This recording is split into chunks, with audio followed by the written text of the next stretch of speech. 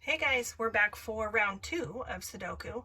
This time we are just playing with numbers that you see here.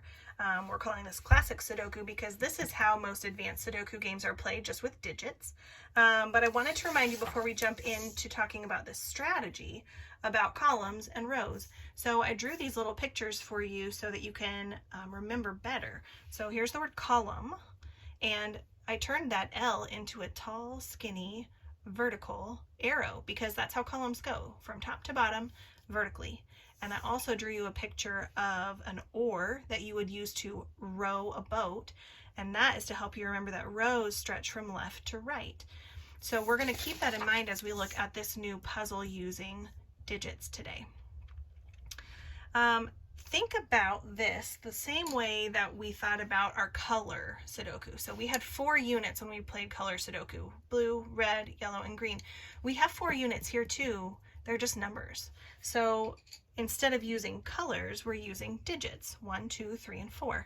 So I'm going to start the same way that I started the last one. I'm going to start looking at columns to think, using my logic, what makes sense? What can I prove as far as where the number goes? So I'm going to start with this very first column. I see a 1, a 2, and a 4. I'm going to ask myself, using my logic, what number am I missing? I am missing the number 3. I have a 1, 2, don't have a 3, have a 4. So what's going to go here? A 3. Okay, let's look at this column. Oh man, there's only one number in there. I would definitely have to guess to fill these in if I'm just looking at the column by itself. So I'm going to leave that one for now and go to the third column. Here in the third column, I have a 2, a 3, a 4. I'm going to ask myself, what number am I missing? I am missing the number 1. So I'm going to put a 1 there. And now when I look at my column, I have a 1, 2, 3, and 4. And that's exactly what I want, one of each unit: 1, 2, 3, 4. Look at this last column. I have a 1, a 2, I am missing a 3, and I have a 4. So the missing 3 is going to go in here. Okay, so my columns look pretty good. 1, 2, 3, 4, 1, 2, 3, 4, 1, 2, 3, 4. I can start to look at my rows, or I could look at the 2 by 2 boxes. I think I will look at rows next because I already see in this top row something that I can prove.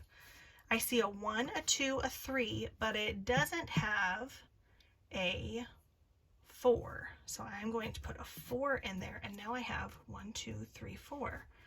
This one is already filled in. It's even in order, so I definitely don't have to do anything there. Look at the third row. I have a 2, 3, 4. Logic would tell me I am missing a 1. So I can put a 1 in there. And look what happened. I filled in this one, and now look at that column that was so empty when I started.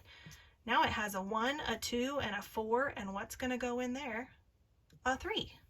So I could put a 3 in there, but I'm still going to double check because I always want to strive for accuracy. Make sure that I'm not making a quick, silly mistake.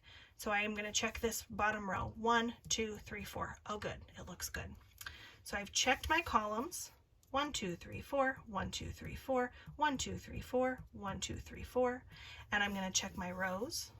1, 2, 3, 4, 1, 2, 3, 4, 1, 2, 3, 4, 1, 2, 3, 4. That's an interesting pattern.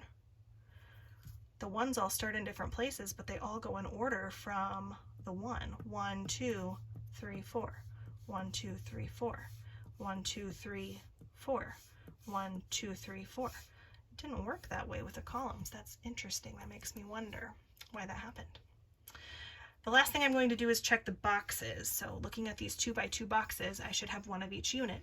1, 2, 3, 4. 1, 2, 3, 4. 1, 2, 3, 4. 1, 2, 3, 4. Looks like I am good. You go ahead and finish the other ones on the page and let me know how it goes.